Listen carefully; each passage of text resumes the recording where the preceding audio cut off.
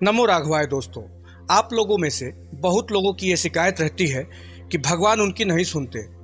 मनुष्य हमेशा यही सोचता है कि रोज भगवान की पूजा पाठ और दान धर्म करता है, फिर भी उसने ऐसी क्या गलती कर दी है कि भगवान की उसे कृपा प्राप्त नहीं हो रही है। दोस्तों, आज हम आपको इसी से जुड़ी एक कहानी सुनाने जा रहे हैं। नमस्कार दोस्तों, मैं हूँ रत्नेश।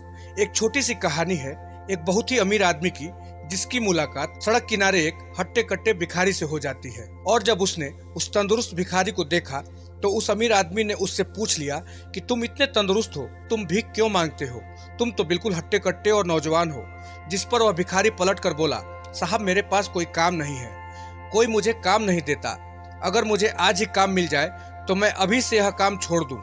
मुझे भी सड़क पर भीख मांगते अच्छा नहीं लगता। आखिर मेरे पास नौकरी नहीं है, मैं क्या करूं? तब उस आदमी ने उस भिखारी से कहा, मेरे पास तुम्हारे लिए एक अच्छा विकल्प है, नौकरी से भी अच्छा। भिखारी की आंखों में चमक आ गई और आशा भरी नजरों से उसने अमीर आदमी से पूछा, करना क्या पड़ेगा? उस अमीर आदमी ने कहा, तुम मेरे बिजनेस पार्टनर बन जाओ, तुम्हारी पूरी जिंदगी संवर जाएगी। भिखारी उस अमीर आदमी के पैरों में गिर गया और बोला, साहब आप तो भगवान द्वारा भेजे साक्षात दूत हैं, अब तो आप ही मेरे भगवान हो। आप भी बताएं मुझे क्या करना चाहिए? अमीर आदमी ने कहा, अच्छा सुनो, मेरा एक बेसन का प्लांट है, तुम्हें बस इतना करना है कि तुम्हें वहां से बेसन उठाना है और उसे बाजार में ले जाकर बेचना है, और उसमें से जो भी मुनाफा होगा बाद में हम वे बांट लेंगे। अब भिखारी ने अमीर आदमी से पूछा, प्रभु मुझे कितना % मिलेगा? मुझे आप 10% देंगे या 20%? तब उस अमीर आदमी ने उस भिखारी के सिर पर हाथ फेरते हुए कहा, तुम चिंता मत करो, तुम पूरे महीने मेहनत करो और जो भी मुनाफा कमाओगे उसमें से मुझे बस 10% दे देना, बाकी 90% तुम खुद रख लो, वो मुझे नहीं चाहिए। मैं तो बस तुम्हें एक अवसर देना चाहता हूँ। वो भिखारी फिर से उस आदमी के पैरों पे गिर गया और बोला, सच में आप तो मेरे लिए भगवान के दूत से कम नहीं हो, जो आप मेरे ऊपर इतना बड़ा उपकार कर रहे हो। मैं आपको विश्वास दिलाता हूँ, आज से ठीक 1 महीने बाद मैं आपका 10% चुका दूंगा। मैं बहुत मेहनत करूंगा। आपका यह अवसर देने के लिए बहुत बहुत धन्यवाद। अगले दिन से भिखारी बेसन के प्लांट से बेसन लेकर बाजार में बेचने लगा। उसने दिन रात एक कर दिए और बहुत ही ईमानदारी से काम किया। और जब महीना खत्म होने वाला था तब उसने देखा कि उसने बहुत अच्छा मुनाफा कमा लिया है। उसे उसकी मेहनत और ईमानदारी का फल मिल रहा था। लेकिन जैसे जैसे वो 10% उस अमीर आदमी को देने का दिन नजदीक आ रहा था, तब उस आदमी को लगने लगा, मैं ये 10% उस आदमी को क्यों दूं? सारी मेहनत तो मैंने खुद अकेले की है, उसने तो बस मुझे अवसर दिया था। केवल इस बात के लिए मैं उसको 10% क्यों दूं? ये तो मुझे बहुत ज्यादा लग रहा है। फिर 1-2 दिन बीते और मुनाफा बांटने का दिन आ गया।